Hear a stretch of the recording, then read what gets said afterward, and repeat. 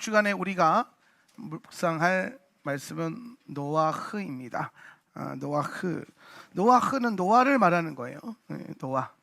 노아는 안식이란 뜻입니다. 안식. 그래서 우리가 사실 안식에 대해서, 노아에 대해서 많은 묵상을 할 수 있는 주간이고, 무엇보다도 이 노아흐 주간의 노아의 핵심 주제를 보면요, 마지막 때에 대한 아주 중요한 계시와 모델을 담고 있습니다. 그래서 노아흐의 핵심은 엔타임, 마지막 때에 대한 중요한 모형이 된다. 노아의 때. 오늘 예수님께서 분명히 말씀하시는 것은 주님께서 오시는 그때가 노아의 때와 같을 것이다 라고 하셨어요. 그래서 우리가 노아흐 본문과 이 토라 포션을 우리가 묵상하게 될 때에 잘 묵상해야 될 이유가 뭐냐면은, 오늘 이 말씀이 우리 가운데 잘 새겨져 있어야 노아의 때가 지금 풀어지고 있구나, 가까워지고 있구나, 완성되고 있구나, 지금 앞으로 이렇게 될 것이구나를 이해할 수 있기 때문입니다. 그래서 오늘은 토라 포션은 여러분이 주중에 계속해서 묵상하고 나누시겠지만, 주일날 설교는 마태복음 24장 36절 42절을 가지고 노아의 때에 대한 마지막 때의 모형에 대해서 좀 나누어 보려고 합니다. 그래서 마태복음 24장 36절 42절이 오늘 설교의 핵심 본문입니다. 자, 24장 36절을 한번 우리 다 같이 읽어보겠습니다. 그러나 그날과, 시작. 그러나 그날과 그때는 아무도 모르나니 하늘의 천사들도 아들도 모르고 오직 아버지만 아시느니라. 아멘. 자, 우리가 마지막 때에 대한 얘기를 요즘에 많이 해요. 저도 이제 수년 전부터 마지막 때에 대해서 가르치고 엔타임적인 종말론들을 가르치면서 교회를 셋업했습니다. 우리가 가지고 있는 아주 중요한 신앙이 이제 종말론이에요. 이 종말론이 맞아야 돼요. 우스갯소리로 우리 사역자들 싱글이 많아가지고 시집장가 갈 때에 이제 컨펌을 받는데 딱 하나 봐, 두 개 본다 그래서 두 개. 첫 번째, 종말론이 맞냐 봐야 된다. 여러분, 이게요, 여러분의 자녀 세대부터 이게 굉장히 중요해집니다. 그러니까 지금 청년 세대들부터 이 종말론이 어떠한가, 그러니까 종말론이 전혀 생각이 없다, 그러면 차라리 나아요. 가르치면 되니까. 백지 상태로 시집장가 오면 가르치면 되니까.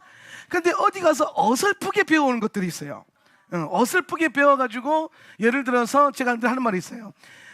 세대주의까지도 내가 품을 수 있는데 무천년자들은 안 된다. 무천년주의는 안 된다. 이제 공개적으로 선언합니다. 이거는 안 된다. 이거 안 된다.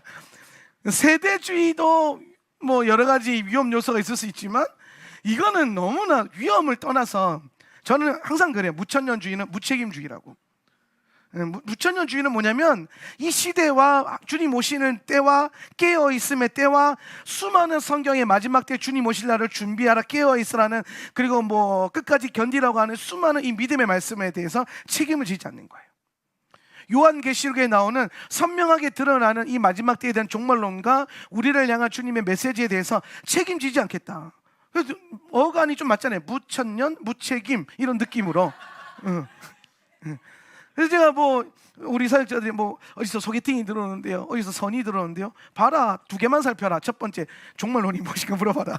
예수님 오실 걸 믿냐고 물어봐라. 그러니까 약간 분위기 이상해지겠죠, 그렇죠? 소개팅 나가지고 예수님 오실 걸 믿으세요? 이러면 그것도 이상한데 뭐부터 물어봐야 돼? 천년왕국 전에 오실 것 같아요, 후에 오실 것 같아요. 그런데 여러분 잘 보세요. 이게 왜 중요하냐면, 잘 보세요. 우리 교회가 하울람 센터 처치가 하는 수많은 사역들이 있어요. 제가 어제도 우리 리더십 모임, 셀리더 모임하면서 그런 얘기했어요. 하울람 센터 처치가 가지고 있는 가장 큰 강점이 있는데, 그게 뭐냐면, 쓸데없는 데 힘 안 쏟고 해야 될 거에 힘 쏟는다. 쓸데없는 무슨 안 한다 그런 거. 뭔가 교회를, 사역을 위한 사역을 하지 않겠다. 교회를 위한 사역을 하지 않겠다. 그럼 오늘 하울람 센터 처치는 뭘 할 거냐? 아버지의 제단과 주의 보좌와 마지막 때 오실 주님의 일을 위해서 해야 될 사역을 하겠다라는 거예요. 그러니까 핵심 제일 중요한 사역이 뭐예요? 기도하는 사역이에요. 할렐루야. 예, 오늘 여러분의 기도는 주님의 제단을 섬기는 것입니다. 오늘 우리의 기도는 아버지의 보좌를 섬기는 거예요. 우리는 기도로 하나님과 동역할 것입니다. 여러분이 교회 공동체의 수많은 기도 세션 가운데 함께 연합할 때에는 그냥 여러분 안에 있는 막 기도로 막 풀어내고 복을 받고 그게 아니잖아요. 우리는 선명한 기도의 목적이 있어요. 열방을 섬기고 제단을 섬기고 보좌를 섬기는 것. 그리하여서 오늘 오시는 주님의 길에, 오늘 그분의 오시는 길에 우리가 동역하는, 주님이 달려가시는 일에 동역하고 하나님이 지금 하고 계신 일에 내가 거기에 연합되어져야 된다는 거예요. 교회 사역이라고 해서 다 주님의 일과 연합되어 있진 않아요. 사람을 위한 교회 사역도 많이 있고요, 교회를 위한 교회 사역도 되게 많아요. 교회를 위한, 저도 수많은 그런 사역들을 통해서 지금 이 자리까지 왔지만, 지금 제가 선명하게 보는 것은 교회도 중요하죠. 교회를 위한 사역이 중요할 수도 있어요. 사역을 위한 사역이 중요할 수도 있어요. 그러나 하울란 센터 처치에게는 그게 중요하지 않다라는 거예요. 해야 될 일이 너무나도 많고 중요한 일이 너무나도 많은데, 오늘 하나님이 하시고 있는 일에 거기에 1시간 2시간 기도로 더 섬겨도 모자랄 판에 뭔가 교회를 위한 교회, 사역을 위한 사역을 하지는 않겠다라는 거예요. 엉뚱한 데 입 빼지 않겠다라는 거죠. 예. 오늘 여러분, 이것이 우리에게는 힘과 능력과 장점이 될 수 있고, 어떤 면에서 보면은 우리에게는 리스크가 될 수도 있어요. 예, 그렇죠. 리스크가 될 수도 있어요. 예. 오늘 교회를 위한 사역들이 왜 필요합니까? 교회를 확장시키고 증가시키고 자라게 하는, 교회 성장을 위해서 하는 수많은 사역들이 있죠. 예. 사역을 위한 사역은 뭡니까? 사람들로 하여금 뭐라 그럴까? 저는요, 여러분이 아침마다 산에 올라가서 샘에서 나오는 신선한 물을 마시는 신앙생활을 하길 원해요. 수도꼭지에 혹은 뭐 우물에다가 물 받아 넣고 필요할 때마다 퍼쓰고, 그리고 그 물이, 우물물이 마르지 않도록 계속 퍼다 나르고 채우는 것에만 열중하는 그런 게 아니라, 오늘 주님이 주시는 신선하고 새로운 기름 부으심을 정말 보좌와 연결되어져서 날마다 흐르는 그 생명수와 같은 말씀과 사역과 영이 여러분 가운데 입혀지기를 원해요. 생명이 있는 영, 생명의 영이 부어지기를 원해요. 종교적인 영이 아니고요, 어떤 시스템에서 나오는 영이 아니고요. 우리도 시스템이 있죠. 맞아요. 그런데 그 시스템 안에 생명이 담기길 원해요. 네. 시스템을 위해서 시스템이 존재하는 게 아니라 생명이 흘러보내는 통로가 되기 위해서 시스템이 존재하는 거란 말이에요. 그걸 위해서 여러분이 날마다 애쓰고 신앙생활 하시길 바랍니다. 그냥 근근히 믿음 지키려고, 근근히 뭐 영빨 안 떨어지게 하려고, 근근히 기도빨 떨어지지 않게 하려고 다니는 그런 교회가 아니라, 정말 주님께서 날마다 새로운 계시를 열어주시고 신선한 영을 부어주시고 생명의 영을 부어주셔서 오늘 우리가 매주 날마다 주님이 주시는 것으로 말미암아 새로워지고 자라나게 되는, 오늘 여러분의 그 영이 신선해지는 그 은혜가 있기를 예수님의 이름으로 축원합니다. 거기에 생명이 있어요. 거기에 생명이 있는 겁니다. 예. 자, 그래서 제가 이제 이 교회 사역이나 이런 모든 우리 교회 하울란 센터 처치가 하고 있는 교회 사역을 보면, 우리가 하고 있는 모든 사역이요, 교회를 위해서 하는 사역이 거의 없어요. 아예 없어요. 거기에 힘쓰고 싶은 마음도 없고, 나는 거기에 뭐 에너지 뺏기고 싶은 마음도 없어요. 우리의 교회 사역은 다 뭐냐? 다 뭐와 연결되어 있냐면 오실 주님의 재림에 맞춰져 있어요. 예. 그래서 우리가 항상 말하는 게 환난을 이기는 공동체, 재림 공동체. 예. 마지막 때의 이 종말론, 우리에게 주어져 있는 오실 주님, 오시는 주님, 오시는 주님에 대한 명확한 신앙이 우리 가운데 있기 때문에 이 주님이 오시는 길 예비하는 사역과 시스템이, 그리고 우리의 신앙과 심지어 교회 사역뿐만 아니라 뭐까지도 우리의 라이프 스타일, 정말 중요한 거, 라이프 스타일, 이게 두 개가 맞아야 돼요. 이거 두 개가. 사역이야 어느 정도는 하면 하나님 일이니까 하고 무시하고 따라올 수 있어요. 예, 사역이야 뭐 사역자니까. 근데 생각해 보세요. 라이프 스타일. 예. 오늘날 제가 예전에 뭐 심무했던 수많은 대형 교회들이나 이런 제가 부교육자 생활했던 교회들은 가보면요, 교회에 모이면 다 한 교회예요. 근데 흩어지면 다 다르게 살아요. 심지어 사역자들도 가치관이 다르고 방향성이 다르고 라이프 스타일이 다르고 그냥 일로만 모이고 사역으로만 모이고 그것을 통해서 뭐 이렇게 먹고 마시고 배부르고. 예. 저는 그게 굉장히 가슴 아팠어요. 제가 사역을 하면서 우리 사역자들이 연합되어지고 한 마음과 우리 성도들과 함께 사역자들이 함께 같은 라이프 스타일을 공유하고 같은 방향을 공유하고 그리고 함께 달려가는, 다 각자 따로 살다가 주일날 모여서 예수님 예배하면서 은혜만 겨우 받고 믿음만 겨우 유지하고 구원만 겨우 유지하는 그런 신앙생활이 아니라 마지막 때에 환난을 이기고 미혹을 이기고 끝까지 견디고 승리하는 교회가 되기 위해서, 교회의 영광스러운 승리를 위해서는 오늘 우리의 라이프 스타일과 교회 사역이 한 방향으로 풀어져야 돼요. 근데 보세요, 우리가 왜 이렇게 사는지, 우리가 왜 아이들을 그렇게 교육하고 양육하는지, 왜 공교육에 보내지 않는지, 그 모든 것은 오늘 우리가 가지고 있는 이 사역과 라이프 스타일의 핵심은 뭡니까? 오늘 우리가 가지고 있는 종말론, 우리가 가지고 있는 오실 주님에 대한 믿음 때문에 이게 세팅되어지는 거예요. 이것 때문에 이걸 끼워 맞추는 게 아니라 말씀에 기록되어 신 하나님의 오심에 대해서 우리가 이거를 그냥 머리로만 받지 않고 뭘로? 오늘 우리가 믿음으로 받고 삶으로 받아내가지고, 정말 이것이 우리 가운데 믿음과 삶으로 받아내줘가지고, 그렇다면 삶으로 받아줬으니까 삶이 뭐가 돼야 돼요? 삶이 바뀌어야 돼요. 여러분의 삶의 방향이 바뀌어야 된단 말이에요. 그러니까 하울란 세터 처치 오기 전에 삶의 방향과 온 후의 삶의 방향이 바뀌어야 됩니다. 그런데 이게 한순간에 바뀌어요?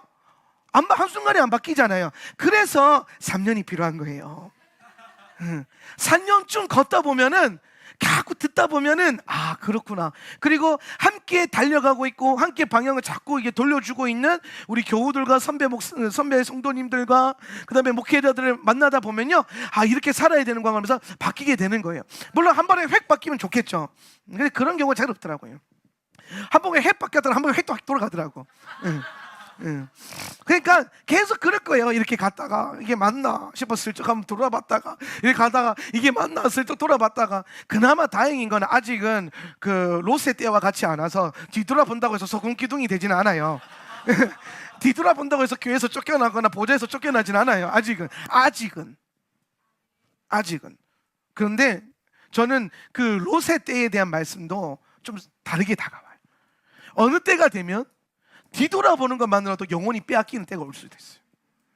그래서 정말 그 롯에게 그 소돔과 고모라의 심판이 임했을 때에, 진노가 떨어졌을 때에 산으로 가라, 광야로 피하라 하잖아요.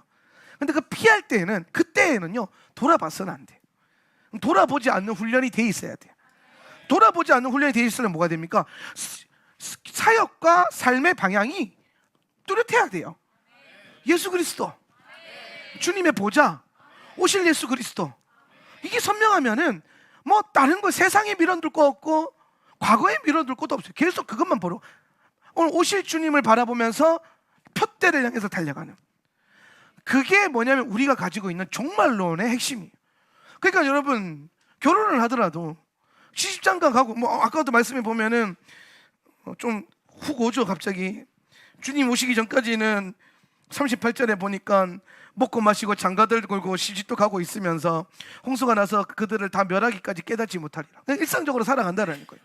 시집도 가고 장가도 가고 먹고 마시고, 먹는 거 마시는 거에 빠져서 살아가고, 먹고 마시고 하니까 맛집 탐방하는 이런 현대 분위기에 딱 떠오르지 않습니까? 예사롭게 보면 안 된다니까요, 그런 것들이. 우리 젊은 시대, 우리가 제가 대학 생활, 여러분 어른들 대학 생활 때 뭐 먹방 뭐 그런 거 없었잖아요. 먹는 거에 그렇게 관심 두지 않았어요. 진짜 뭐 먹고 살기 바쁘고 하는 자기 개발에 바쁘고 뭐 이루고 싶은 꿈 이런 거에 빼앗기. 근데 지금은 뭡니까? 맛집 투어. 요즘에 여행을 가도요, 딱 두 가지를, 놀 거냐 먹을 거냐, 두 개를 골라야 된대요. 둘 다 할 수는 없대요. 너무 많아서. 먹을 게 너무 많고 놀 게 너무 많아서 둘 다 하면 어설프니까 둘 중에 하나를 선택해야 된대요. 그런 것처럼 그렇게 살아간다라는 겁니다. 장가 들고 시집 가고. 그런데 오늘 하나님 말씀 안에서 우리의 삶의 방향이 선명해진 사람은 아무거나 먹고 마시지 않고, 먹고 마시는 문화에 함부로 내 삶을 빼앗기지 않고, 아무 때나 시집장가 가지 않고. 오늘 청년들 잘 들으세요. 결혼은 사랑해서 하는 게 아니야, 얘들아. 속지 마. 결혼은 사랑하는 거는 그냥 오늘 우리가 뭐라 그러지? 결혼이라고 하는 언약을 시작할 수 있는 시작점이 사랑이라고 하는 감정이 될 수 있어요. 당연히 좋아야 결혼하니까. 예. 근데 정말 이 삶을 살아본 믿음의 선배들, 건강한 가정을 이루고 있는 선배들을 잘 만나서 상담해 보면 너무 좋아서 결혼하는 사람들이 아니에요. 살다 보니 오늘 부르심의 목적과 삶의 방향과 라이프 스타일과 신앙의 목적과 오늘 하나님 주신 부르심이 같으니까. 그럼 아무리 좋아도 얘들아, 응? 청년들아, 아무리 막 하트 뿅뿅 눈에 이렇게 막 돌아가도 막상 결혼하고 나는데 부르심이 안 맞아서 얼마나 힘들게 지옥 같은 삶을 살고 있는 분들이 많은지 몰라요. 예. 여러분의 가정이 천국이 될 거냐 지옥이 될 거냐는 좋아서가 아니야. 정신 차려. 하나님의 부르심. 사라 목사는 저는 연애 8년하고 결혼생활 12년에서 합 20년을 만났어요. 합이 20년. 그걸 우리 와이프 올려놨더니 청년들이 그걸 몰랐는 애들이 보고 깜짝 놀라. 어떻게 연애를 8년하고 결혼이야 뭐 빨리 했으니까 12년 이렇게 하니까 연애를 8년하고 결혼했다니까 깜짝 놀라더라고요. 근데 뭐 우여곡절도 많았죠. 근데 너무 좋아서 8년 연애가 됐냐? 무슨 말도 안 되는 소리야. 아니에요. 예. 오늘 건강한 가정을 이루고 있는 분들 보면요, 너무 좋아서 건강한 가정이 되는 게 아니에요. 예. 정말 둘이 너무 좋은데 신앙이 안 맞아서 날마다 칼을 세우는 부부관계가 얼마나 많은지 몰라요. 예. 부르심의 목적이 안 맞아서 오늘 이 육신으로는 혼으로는 만족이 되는데 영이 연합되지 않아서 너무나도 힘든 그 가족관계와 부부생활을 하고 있는 가정들이 너무 많아요. 예. 그러나 오늘 영이 맞으면 그 영의 연합 안에서 혼이 다루어지고 육신이 다루어지고 라이프 스타일이 맞춰져 가고 그러면서 정말 그 누가 보기에도 행복하고 또 스스로도 만족되어지는 행복한 삶을 산다는 거예요. 예. 제가 가끔 물어봐요. 우리 와이프한테 천국 가면 나랑 같이 결혼할 거냐고, 천국 가도 나랑 같이 살 거냐고. 우리 와이프가 천국 가도 나랑 살겠대. 이 정도 되려면 마누라한테 잘해라 이게 아니야. 아니라니까. 너 그렇게 잘 안 해줬어요. 근데 우리 둘이 살면서 그런 결론에 다다른 이유가 뭐냐면은 부르심이 같잖아요. 부르심. 삶의 영이 하나 되고 우리는 항상 영이 하나 되는 것을 깨지 않으려고 엄청나게 애를 써요. 그러면은 가정 안에 주님의 뭐가 임하는 거예요? 부르심과 뜻과 영광이 임하는 거예요. 예. 좋은 건 다 좋아서 결혼하지. 뭐 싫은데 누가 결혼하겠어요? 예. 좋아서 결혼해요.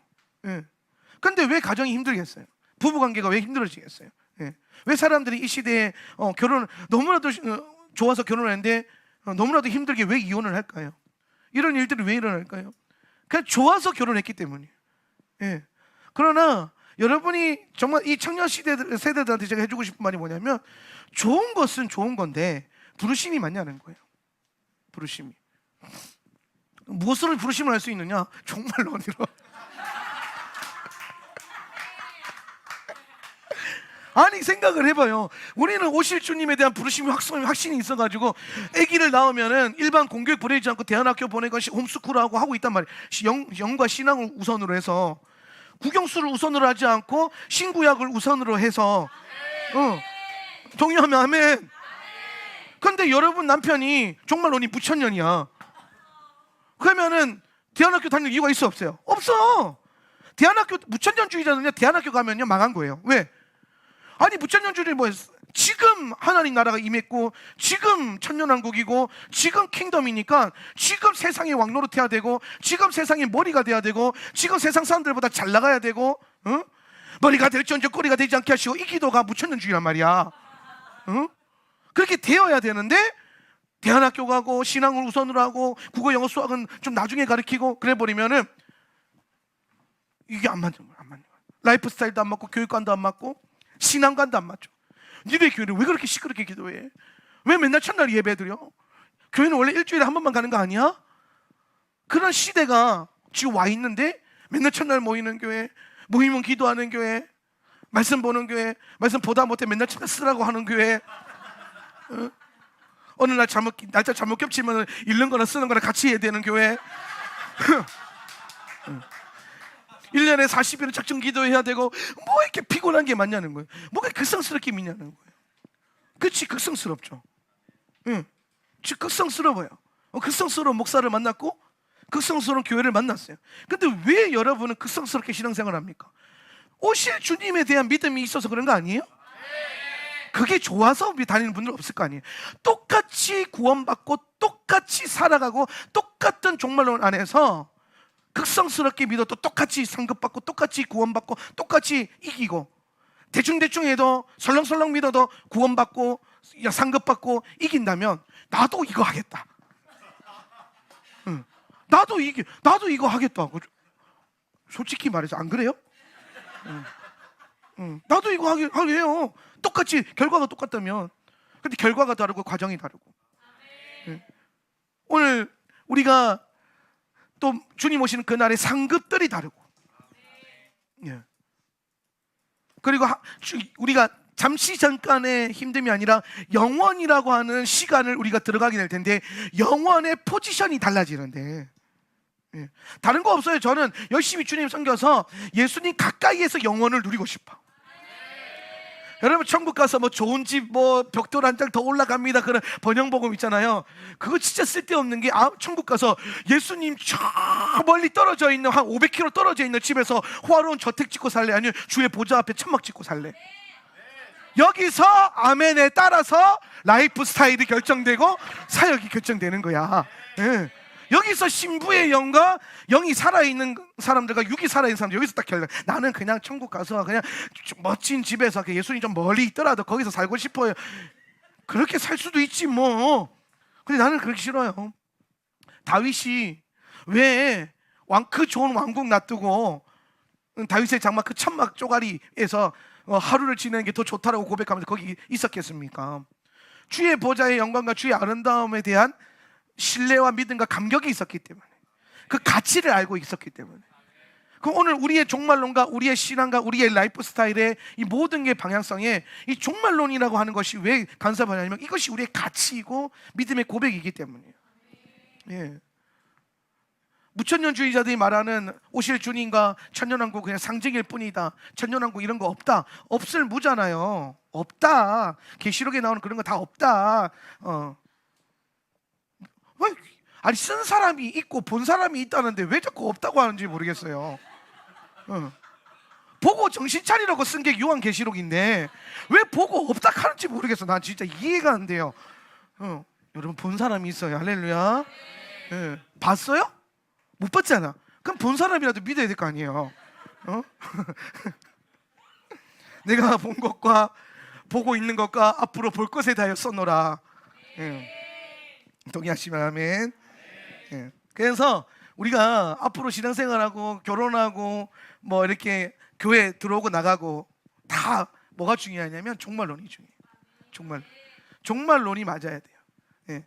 기본적으로 기도의 집의 모든 종말론은 오시는 주님, 흔히 말하는 역사적, 이 정도는 여러분이 알고 있어야 돼요.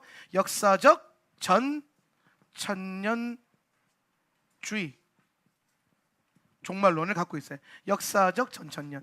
우리가 순복음 원래 세대주의 전천년설인데, 제가 세대주의 전천년설에서 업그레이드 한번 했어요. 역사적 전천년설로. 업그레이드 버전이니까, 그래서 역사적 전천년주의, 이 정도 용어는 알고 있어야 돼요. 이 말은 무슨 말이냐면은, 역사적 전천년설과 세대주의 전천년설의 큰 차이는 뭐냐면 환란의 시점이에요. 휴거의 시점이에요. 휴거. 여러분은 반드시 들림받을 것입니다.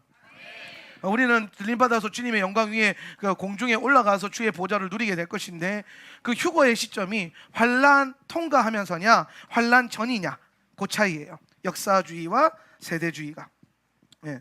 순복음 교단은 조인기 목사님부터 시작해서 원래 세대주의를 따라가다가 최근에 기도의 집에 대한 계시와 거기서 나오는 신학들과 또 현대 가운데 이스라엘 회복과 유대인의 돌아옴, 이런 여러 가지를 우리가 해석하면서 가장 성경적인 종말론, 가장 성경에 가까운 종말론이 뭐냐라고 해서 제가 봤을 때는 역사적 전천년설. 예. 많은 분들이 성경을 중심으로 해서 비교해 본다면. 예. 그래서 저는 오실 주님을 위해서 환란을 이기는 성도들이 돼야 돼요. 그냥 이겨지겠냐는 거예요. 그냥 이겨지겠냐. 마태복음 24장에 보면은 많은 사람들이 배도할 것이라고 했는데, 그러니까 배도하는 무리에 합류하지 않고 끝까지 여러분이 믿음을 지키려면 오늘 우리는 이러한 방향성 안에서 훈련하고 살아가야 돼요.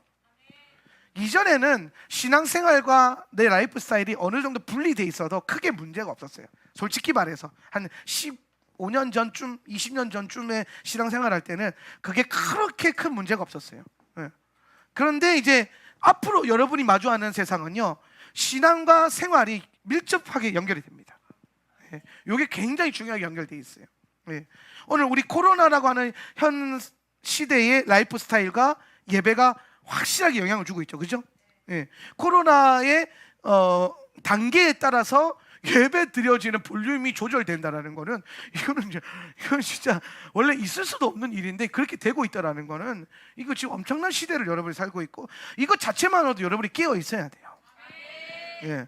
그래서 여러분 우리가 우리의 포지션을 선명하게 갖고 결혼하기 전에 우리 배우자들에게서 꼭 물어보세요. 너 예수님 오실 거 믿냐고. 예. 예수님 오실 때 우리가 환난을 통과해야 될 거 믿느냐. 예. 농담이 아니라 그게 안 되면 이 라이프 스타일을 같이 살겠어요? 같이 아기 낳아서 사랑하는 자녀를 그렇게 양육할 수 있겠어요? 한 마음으로? 한 영으로? 못해요. 차라리 그냥 백지 상태에 나와가지고 그냥 뒤집어 씌워 놓으면 그거라도 편한데, 예. 엄한 거 막 들어가 있는 사람 넣어가지고 막 물 빼기 해야 되고 지어야 되고 막 다시 입혀야 되고 시간은 걸려도 뭐 그렇게 해서 자기는 믿음의 힘과 사랑의 힘을 하겠다. 그럼 뭐 어쩔 수 없는데, 그럼 어쩔 수 없는데 아무튼 차라리 백지 상태를 데리고 오든가. 그래서 잘 봐야 돼요. 정말 중요한 게 뭔지를 알아야 돼요. 예. 이러한 마지막 때에 지금 많은 우리가 텐션 가운데 살고 있는데 36절에 보니까 그날과 그때는 아무도 모르나니 천사도 모르고 아들도 모르고 예수님도 모른다는 거예요. 오직 아버지만 아신다. 제가 이 얘기 참 많이 했는데요, 날과 때, 날과 시는 우리가 알 필요가 없다라는 거예요. 알 필요가 없다. 저는요, 이 말씀 볼 때마다 그 생각을 해요. 하나님께서 우리에게 알아야 된다라고 하신 것에 집중해야 돼요. 하나님이 우리에게 계시하신 것에 집중해야 돼요. 예. 그 외의 것에 여러분이 우리는 그 외의 것에 관심을 갖는 건 그거는 자아일 수 있어요. 예, 그건 자아일 수 있어요. 예. 하나님이 여러분에게 뭐라고 말씀해요? 때와 시는 너희가 알 바가 아니라 그랬어요. 한 번 더 말씀하실 때 사도행전 1장 7절 8절 한번 읽어봅시다. 이르시되 시작. 이르시되 때와 시기는 아버지께서 자기의 권한에 두셨으니 너희가 알 바 아니요 오직 성령이 너희에게 임하시면 너희가 권능을 받고 예루살렘과 온 유대와 사마리아와 땅끝까지 이르러 내 증인이 되리라 하시니라. 아멘. 자, 성경이 분명히 말하는 게 뭐냐? 때와 시는 너희가 알 바가 아니라 그랬어요. 여기에 관심 갖지 마세요. 예. 그리고 그 뒤에 바울 서신서에 가면 이미 초대교회 안에서는요 어느 정도 합의가 돼 있어요. 어느 정도 합의가. 왜냐하면 종말론적인 계시가 예수님 때부터 시작해 사도들에게도 바울에게도 계속 증거되고 또 예수님이 했던 사역들이 토라와 계속 연결되면서 이 사람들이 어느 정도 선명한 그 시나리오와 사이클은 가지고 있어요. 예. 그러니까 뭐 내년 나팔절에 예수님 오신다, 절대로 거짓말이죠, 그죠? 예. 절대로 거짓말이에요. 일단은 우리가 7년 환란 후반부에 예수님이 오신다. 그리고 성경의 수많은 증거들이 7년 환란의 중심되는 어떤 표징들이 있죠, 그죠? 그 전까지는요 이미 우리도 이미 어느 정도의 시나리오를 알고 있어요. 예. 우리가 언제 주님이 오실 것인가에 대해서 정확한 때와 연도에 대해서는 알 수 없으나, 예. 그리고 알 필요도 없고 몇 년 몇십 년 굳이 계산해가지고 오신다 했다가 괜히 뒤집어 놓고 진짜 준비되던 신부들 다 어그러 떨어져 오지 말고, 예. 정말 하나님이 우리에게 관심 갖지 말라고 하는 거 관심 갖지 말고 관심 가지라고 하는 것에 집중해야 돼요. 때와 시에는 관심이 있는 게 아니라 오늘 주님은 우리에게 뭐라고 말씀하셨냐면은 오직 성령이 너희에게 임하시면, 때와 시는 너희가 알 바가 아니요 오직 성령이 임하시면, 이 말은 뭡니까? 때와 시에 관심 갖지 말고 성령 충만 받아라 이 얘기하는 거예요. 성령을 받으라는 거예요. 성령을 받으면 어떻게 됩니까? 너희가 권능을 받고, 권능을 받아. 그러니까 주님이 우리에게 주신 집중하라고 하신 목적은 뭐냐면 첫 번째 성령을 받는 거, 두 번째 권능을 받는 거, 그러니까 성령을 받고 권능을 받아서 어떻게 됩니까? 예루살렘과 유대와 사마리아와 땅끝까지 이르러 우리의 증인이 되는 것. 주님의 증인이 되는 것. 교회가 오늘 그 일을 감당하게 되는 것. 뭘 받아서? 성령과 권능을 받아서 땅끝까지. 예. 오늘 이 말씀이 선포되어지는 장소는 감람산이고 예루살렘이기 때문에 중심이 예루살렘이에요. 그래서 시작이 예루살렘이에요. 보세요. 예수님이 지금 예루살렘 안에 있는 감람산에서 이 말씀을 하시고 승천하신단 말이에요.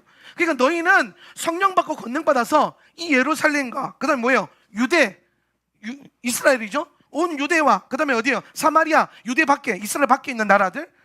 요 사마리아는 오늘날 우리로 치면은 뭐예요? 중동 아랍이 되겠죠? 그다음에 어디? 땅끝까지. 땅끝 어디예요? 예? 포항 가니까 포항이라 하더라고요. 농담이 아니라 이스라엘을 중심으로 해서 일직선으로 쭉 그으면 딱 닿이는 장소가 대한민국이에요. 예. 몇 번 들어서 안 놀라는 거지? 쭉 꼽은 땅. 그래서 오늘 여기서 땅끝이라고 하는 장소가 대한민국 땅에 있고, 잘 조종하면은 포항 사람들 조종해가지고 포항에 걸리게끔 해놓고, 우리는 잘 조종해서 제주도에 걸리게끔 하고, 중국 사람들은 중국에 걸리게 하겠지. 여기 폭이 있으니까 여기도 이스라엘이고 여기도 이스라엘이고 여기도 이스라엘이니까, 그죠? 정확한 거는 우리 전사님이 예루살렘을 시작으로 해가지고 일지선 한번 꺼보세요. 딱 정확히 어디 다 있는지. 예. 거기다 기대지 마는 세우게. 자, 땅끝까지 뭐가 되는 것? 그리스도의 증인이 되는 것. 그럼 여러분, 예수님이요 마지막 때에 우리에게 살라고 하는 라이프 스타일은 때와 시를 계수하는 것이 아니라 첫 번째, 성령을 받아서 성령을 따라서 살아라는 거예요. 저는 이게 참 중요한 것 같아요. 지금 마지막 때에 혼란스러워지기 시작하면서 계속 교회 안에도 여러 가지 문제들이 많이 터지고 있는데, 그 수많은 혼란의 중심 가운데 뭐가 있냐면 백신 문제랑 666 이런 게 있어요. 예. 지금도 계속 뭐 유튜브나 여러 선교단체의 찌라시 같은 글들을 돌아다니면서 저에게도 그런 걸 보내주는 분들이 있는데, 내 설교 안 듣나 봐요. 그죠? 아니면 내 설교 듣고 지금 반항하면서 보내주는 건지 잘 모르겠는데, 예. 백신이 666이다 막 이런 뭐 이상한 뭐 알아듣기도 힘든 용어를 써가면서 뭐 어가 저쩌고 뭐 구조가 어쩌고 저쩌고, 그래서 그게 66, 결국엔 백신이 666이라는 거야. 백신이 666. 그러니까 맞으면 안 된다는 거야. 백신 맞으면 배도하게 된다는 거야. 참 이상한 게 많아요. 그래서 뭐가 666이다 했다가, 어느 날은 바코드가 666이라 했다가, 어느 날은 QR 코드가 666이라 했다가, 베리칩이 666이라 했다가, 이제는 백신까지 666이라 했다가. 예. 근데 여러분, 이게 지금 왜 이러한 현상이 시대마다 계속 일어나고 혼란이 일어나냐면은, 사람들이 성령을 따라서 삶을 살고 영의 인도함을 받지 않고 자꾸 현상과 사건과 징조와 때에만 관심을 갖기 때문이에요. 예. 그러니까 엔타임을 너무 두려움으로만 갖고 대하는 거예요. 원수가 그걸 이용하는 거예요. 여러분, 요한계시록을 읽었을 때 여러분 안에 소망이 있습니까? 그러면 제대로 읽은 거예요. 요한계시록 읽었는데 두렵습니까? 잘못 읽은 거예요. 소망이 생길 때까지 읽으십시오. 오늘 희망이 생길 때까지 읽으세요. 기쁨이 터져 나올 때까지 읽으세요. 아, 이래서 주님이 우리에게 계시록을 주셨구나. 왜? 결국은 이기고 결국은 교회가 승리할 것이고, 그 승리의 반열에 오늘 신부된 우리가 들어갈 비전이 딱 선명하게 보이면, 예, 원수가 와서 무슨 짓을 하든 뭐 666이 어떻게 하든, 오늘 영의 인도함을 받고 있는 우리는 그 안에 계신 성령께서 우리의 생각, 여러분 잘 생각해 보세요. 어떤 분들이, 사람들이 무지해서 666 받고 무덤덤해서 666 받는다 그러는데, 영어로 충만해지잖아요. 성령의 인도함을 받잖아요. 여러분, 성령님은 하나님이시죠, 그죠? 성령님은 하나님이시기 때문에 우리를 창조하신 분이에요. 우리를 만드신 분이라고. 그러면 여러분, 오늘 여러분의 생각과 여러분의 마음과 여러분의 감정과 여러분의 육신을 조성하신 이가 하나님이신데, 영을 따라서 성령을 따라서 살아가는 사람들에게 그 우리의 생각과 마음과 육신을 조성하신 분이 간섭하지 않겠습니까? 예? 여러분의 생각 가운데 말씀하시지 않을까요? 여러분의 감동 가운데 말씀하시지 않을까요? 여러분의 육신을 쳐서 666으로 가려고 그러면, 영이 충만한 사람들 다리 몽댕이라도 분질러가지고 안 차놓지 않을까? 여러분 자식들에게 그렇게 안 할 거예요? 할 거잖아요. 예, 그잖아요. 예. 예. 여러분 자녀가 탈선하고 죄짓고 남의 거 훔치고 죄짓고 써돌아다니는데 가만히 놔둘 거예요. 편안히 가라. 그럴 겁니까? 아니잖아요. 예. 머리끝에 잡고 가지고 좁혀서라도 정신 차리게 만들 거 아닙니까? 그게 정상적인 거예요. 예. 하물며 여러분의 하나님께 여러분의 마음과 생각과 여러분의 육신을 조성하신 분이 그 정도의 능력이 없다고 생각하세요? 예. 그 정도로도 우리에게 계시를 안 주실까요? 예. 생각을 해보세요. 그러면 여러분, 누가 뭐라고 카더라, 누가 뭐라고 캣더라가 중요합니까? 오늘 여러분이 계속 성령님 안에서 동행하는 삶을 살아가지고 성령의 인도함을 받아서 성령이 이끄시는 대로 사는 게 중요하겠습니까? 중요한 걸 넘어서서 뭐가 더 정확하겠냐라는 거예요. 어느 선교단체의 리더가 하는 그런 대단한 기도 많이 하는 권위 있는 사람이 하는 말이 옳겠어요? 오늘 여러분 안에 계신 성령님이 하시는 말씀이 또 옳겠어요? 우리가 해야 될 거는 영의 인도함을 받는 거예요. 노아가 마지막 때에 사람들이 집 짓고 도시 세우고 먹고 마시고 시집가고 장가가고 할 때에 노아는 뭐 했어요? 부르심 오는 그 순간부터 방주 지었어요. 산에다가 방주 지었어요. 비라고는 본 적이 없는 사람들, 홍수라고는 본 적이 없는 사람들 앞에서 비가 올 거야. 비가 뭔데 하늘에서 물이 떨어진대. 그래서 온 땅이 물에 잠길 거래. 그 본 적도 없는 사람들 앞에서 수많은 멸시와 조롱을 당하면서도 그에게 임하신 성령께서 방주를 지어라. 300안마, 60안마, 30안마 하면서 지어라고 명령하시니까 뭐 하는 거예요? 묵묵히 영의 인도함을 따라서, 자기 스승도 아니고 자기 주변에 있는 지인들의 말도 따르지 않고 오직 영의 인도함을 따라서 묵묵히 방주를 지었어요. 예. 오늘 최초의 휴거자 에녹 선생님께서는 가장 먼저 휴거할 수 있었던 영적인 비결이 뭡니까? 300년을 주님과 함께 왔다 갔다 했어요. 그러니까 어떻게 됩니까? 휴거하는 거예요. 다 올라갈 때 나는 못 올라가면 어떡하지? 이런 공포에 질려 계십니까? 지금부터라도 주님과 함께 왔다 갔다 하세요. 이걸 뭐라고 하면 동행이에요. 동행. 이걸 우리식으로 표현하면 영의 인도함을 받는 삶, 성령의 인도함을 받는 삶을 살아가는 거예요. 하나님의 영으로 인도함 받고 성령으로 인도함 받는데 정보가 없다고 여러분 넘어질 것 같아요? 예?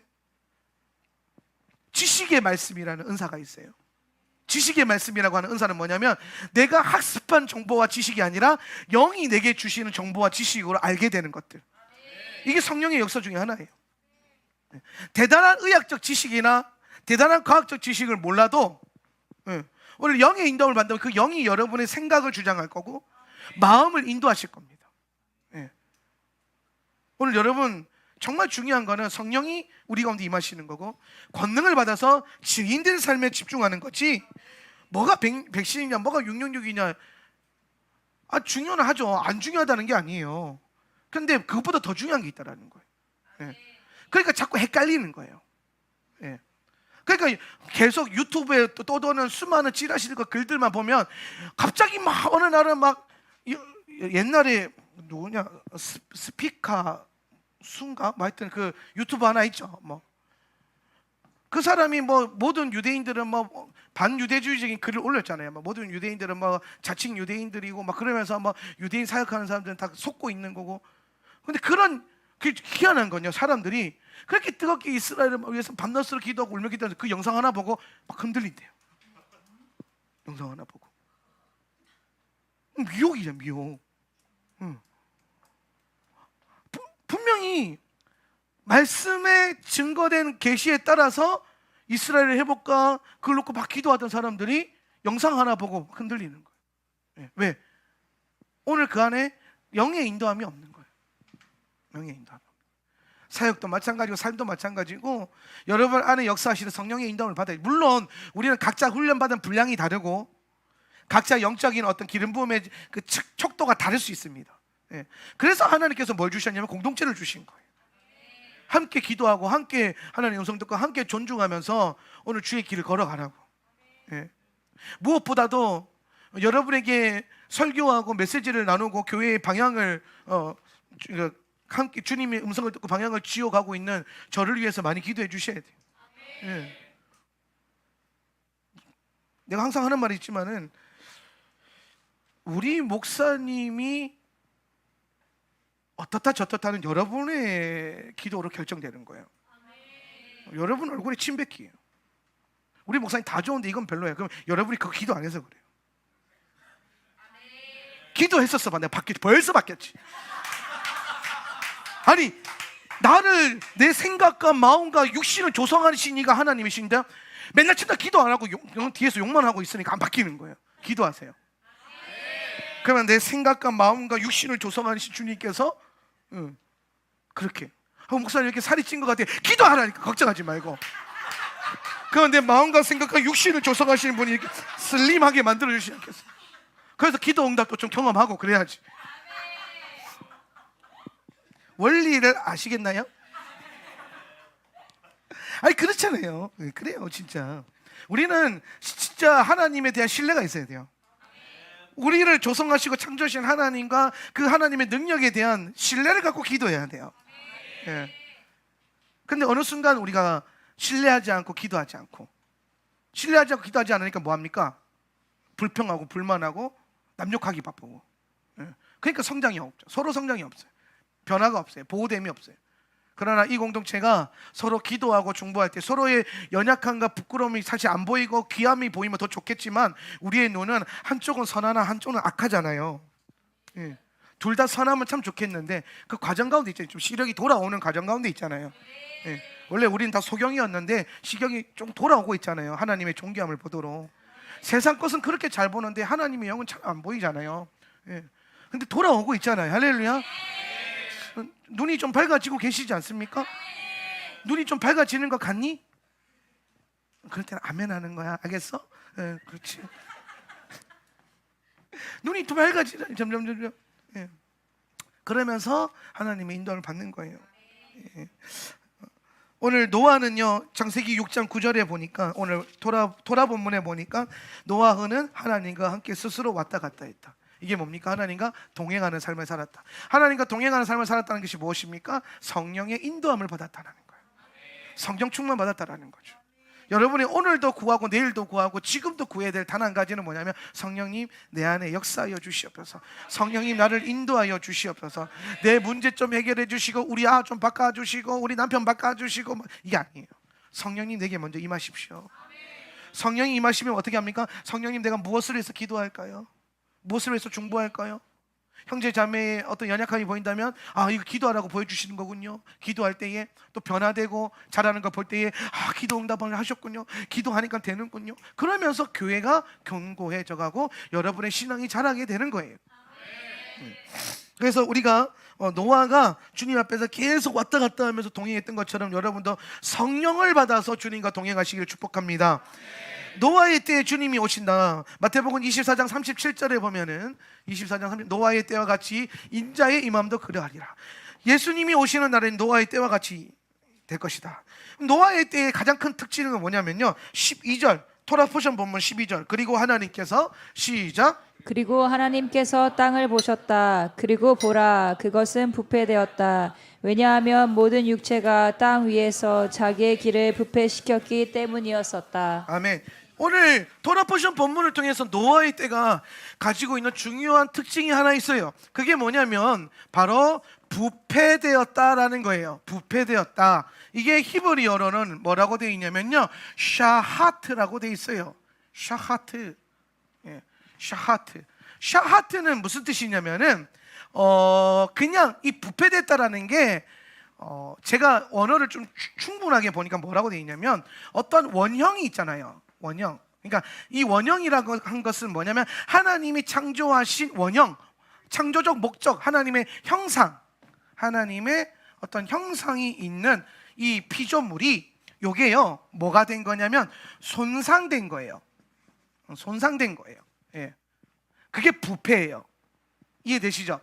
땅이 부패했다, 죄악으로 가득했다는 거는 죄가 나타난 게 아니에요. 원래 있던 하나님의 형상들이 손상되고 깨지고 부셔지고 변질된 거예요. 변질.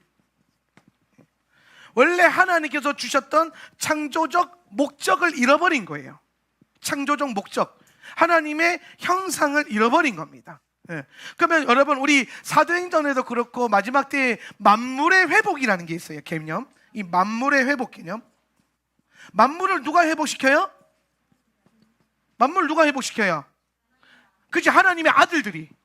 하나님의 아들들이 만물을 회복시켜요. 그래서 만물은 하나님의 아들들이 일어나는 것을 기다리고 있다 그랬어요. 예. 그럼 여러분 보세요. 누가 하나님의 아들이에요? 그 하나님의 영의 인도함을 받는 자가 하나님의 아들이란 말이에요. 왜? 양자의 영을 받았기 때문에. 양자의 영이 뭐예요? 성령. 그럼 여러분 다 예수님이 하신 말이 틀림이 없어요. 성령을 받고 권능을 받고 증인된 삶. 이 성령 받는 게 얼마나 중요하냐면 성령 받으면 해결돼요. 성령 받으면 충만해져요. 성령 받으면 충분해요. 성령 받으면 부족함이 없어요. 그럼 내 삶의 문제와 결핍과 부족함과 연약함 모든 건요 성령이 부족해서 그래요. 성령 충만하지 않아서 그래요. 근데 여러분이 날마다 성령 충만을 구해서 정말 성령 하나님으로 말미암아 충만해지고 하나님의 일곱 영으로 충만해진다면은 여러분에게는 부족함이 없어요. 하나님의 아들의 능력이 나타날 거예요. 여러분의 삶과 기도와 사역을 통해서 만물이 회복될 거예요. 할렐루야. 하나님의 나라가 임할 거예요. 원수의 나라가 떨어져 나갈 거예요.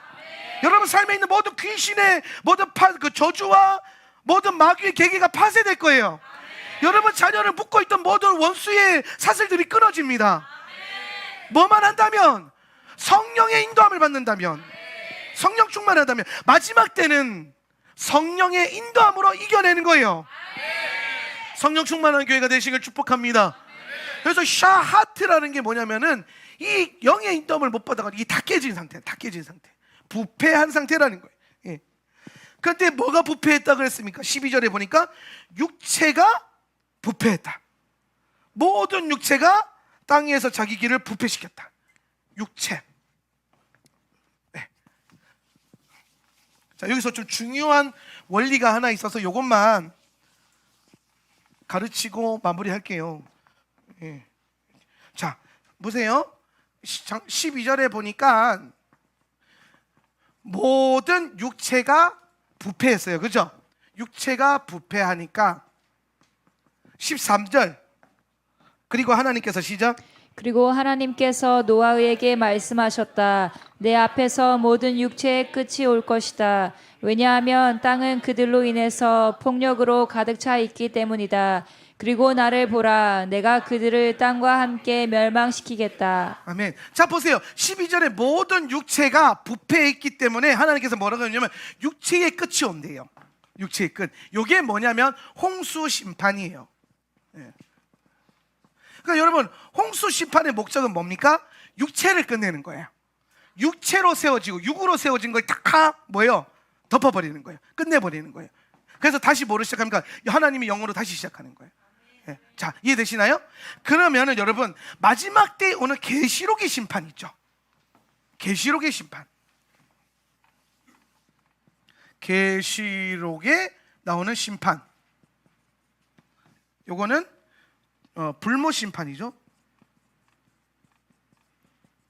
물심판이 아니라 불심판. 예. 계시록 심판은 무엇이 부패했기 때문에 오는 건가요? 육체입니까? 그렇죠. 잘 모르면 눈치껏 찍으면 돼요. 영이 부패해요. 영의 부패로 인해서 계시록의 심판은요 영이 끝나는 거예요. 부패된 영의 끝. 그래서 불모 심판을 계시록은 뭐라고 말했어요? 첫째 사망은 뭐예요? 이거죠. 육체가 끝나는 게 첫째 사망. 둘째 사망은 뭐가 끝나야 돼요? 영이 끝나는 거예요. 그래서 둘째 사망이에요. 이게 둘째 사망. 그러면 마지막 때 계시록의 심판은 영이 부패했다는 거. 아까 여기서 모든 육체가 부패해서 홍수 심판이 와요. 그죠? 그러면 여기서는 뭐예요? 모든 육체 가운데 요엘 선지자 말씀에 보면 모든 육체 가운데 뭘 부어줘요? 내 영을 부어주려고 했단 말이에요. 그러니까 하나님께서 모든 육체 가운데 하나님의 영을 부어줬는데 그 영을 부패시킨다는 거예요. 하나님께서 부어주신 창조적 목적과 영의 부어짐의 목적과 다르게 그 영을 사용하는 거예요. 짐승을 경배하는 데 사용하고 하나님을 조롱하고 하나님을 멸시하는 데 사용하는 뭘로? 육신으로가 아니라 영으로. 그래서 영의 끝이 오는 둘째 사망과 불못 심판이 오는 거예요. 자, 여기까지 이해되셨습니까? 네. 그래서 자세히 보면요, 요 시대에 영이 부패하는 시대는요, 사람들이 영은 부패했지만 육신으로는 굉장히 형통한 시대가 와요. 형통한. 근데 우리가 이 환란이라는 게, 대환란이라고 하죠. 대환란. 이게 세상 사람들에게는요 환란이 아니에요. 이 환란이 믿는 자들한테 환란인 거지, 세상 사람들에게, 어제 다니엘서 8장 가르친 것도 마찬가지고 계속 여기 계시록 가르친 것도 마찬가지지만, 짐승에게 경배하면 그렇게 편하대요. 짐승의 표를 받으면 그렇게 행복해진대요. 형통해진대요. 문제가 하나도 없어지는 거예요. 예. 뭐만 받으면? 짐승의 표만 받으면. 그런데 그거 하나 안 받았기 때문에 고통 가운데 있어야 되고, 목숨의 위험을 받게 되고, 고난을 받게 되고, 환난을 받게 되는 거예요. 예. 그래서 짐승의 때에 오늘 평안하다 할 때 주님 오신다고 그랬잖아요. 그건 뭐냐면, 믿는 우리만 예수님 오시기 전까지는 빡세게 뚫어내고 막 고생하고 막 그러고 있고, 세상 사람들은 태평성대가 온다니까요. 그때 예수님이 오시는 거예요. 그래서 오셔서 우리의 눈물을 닦아주시고, 우리를 유리바다로 이끌어주시고, 그리고 이 땅에 그 영을 부패시켜서 짐승에게 절했던 모든 사람들을 향해, 그 영들을 향해 뭐예요? 진노의 포도주를 들이붓는 거예요. 진노의 대접 심판, 진노의 포도주는 땅에 붓는 게 아니라 영에 부어지는 거예요. 부패한 영에다가. 그럼 여러분, 구속의 잔도 우리가 사실은 성찬하면서 구속의 잔을 매주 받죠. 근데 사실 이걸 뭐 먹을 때마다 오늘 맞자 맛있네, 오늘 좀 뭐 그러네, 이게 아니라 육신이 아니잖아요. 영으로 구속의 잔을 받는 거예요. 영으로. 그리스도의 십자가 보혈은 영으로 받는 거예요. 그래서 우리는 환난의 때에 잠시 잠깐 주어지는 그 평화에 미혹되어서는 안 돼요. 노아는 흔들림 없이 자기 방주 지었고, 그 방주로 살려야 될 사람들을 살렸어요. 우리도 마찬가지인 것 같아요. 여러분에게 허락된 방주를 지으세요. 흔들릴 필요 없어요. 여기서 말하는 거, 저기서 말하는 거, 오늘 우리 성령 하나님께서 이 공동체 가운데 열어주고 계신 말씀과 영으로 깨닫게 해주시는 말씀은 따라서 오늘 이 시대를 분별하고 걸어가면 돼요. 세상에서 사람들이 왜 예수 믿는 사람들만, 교회 다니는 사람들만 그러냐 그랬을 때에, 심지어 교회 안에서도 성경을 자꾸 그렇게 해석하니까 그렇지, 무천년주의를 해석해야 되는데 그렇게 해석하니까 저렇게 믿지, 그러면서 조롱하는, 이게 아군이 우리를 찌르는, 그러나 주님 오시면 찌른 자도 볼 것이요 다 볼 것이다. 오늘 그것 바라보면서 여러분, 잠시 잠깐 있는 거짓 평화에 속지 마시고, 오늘 잠시 잠깐 고난과 환난을 받아들이고 주님과 함께 영원한 평화, 영원한 평안, 영원한 샬롬을 누리는 정말 새 예루살렘에 들어가서 샬롬의 왕이신 주님과 영원을 누릴 수 있는 저와 여러분이 되시길 예수님의 이름으로 축원합니다. 이번 주간에 노아의 말씀 잘 묵상하시면서 마지막 때에 우리가 어떻게 준비하고 무엇을 살아갈 것인가에 대해서 깊게 새겨지는 한 주간이 되시길 축복합니다.